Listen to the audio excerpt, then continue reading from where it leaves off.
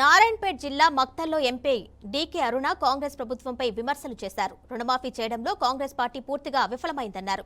Congress party ఇచ్చిన హామీలు చిత్తశుద్ధి ఉంటే అమలు చేయాలి అన్నారు. హైదరాబాద్లో హైడ్రా ఒక డ్రామా అని, గతంలో కేసీఆర్ కూడా ఇలానే అయ్యప్ప సొసైటీని కూల్చేశారు అన్నారు.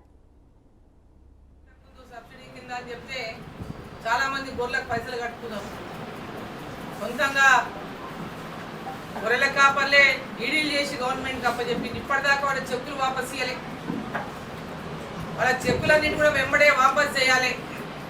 గొర్రెలన్నా ఇవ్వండి, చెక్కులన్నా ఇవ్వండి, వాళ్ళకు గొర్రెలన్నా ఇప్పియండి, లేకుంటే చెక్కులన్నా వాపస్ చేయండి.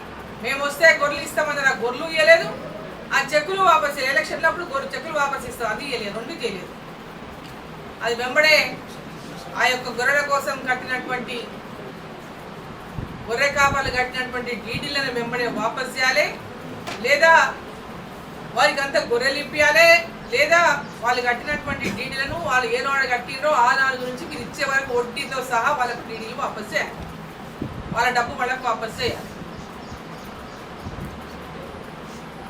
ఇంకా చెప్పింది ఆడపిల్ల డిగ్రీ చేసే అమ్మాయిలకు స్కూటీలు ఇప్పిస్తామన్నారు. డిగ్రీ చేస్తున్నటువంటి అమ్మాయిలకు కాలేజీ పోవడానికి స్కూటీలు ఇప్పిస్తామన్నారు ఫ్రీగా.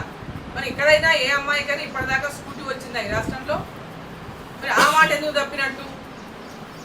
ఇచ్చిన ప్రతి మాట తప్పకుండా 5 ఏళ్లలో ఒక్కొక్క సంవత్సరం ఒక్కొక్క హామీ నెరవేరుస్తారేమో. 6 5 ఏళ్ళు ఉంటామని ఒక్కొక్క సంవత్సరం ఒక్కొక్క హామీ నెరవేరిస్తే మేము 5 హామీలు నెరవేరుస్తాము. ఆ 5 ఏళ్ళలో ఎప్పుడైనా పూర్తి చేయొచ్చు హామీలు అంటే. వచ్చిన వెంటనే అధికారం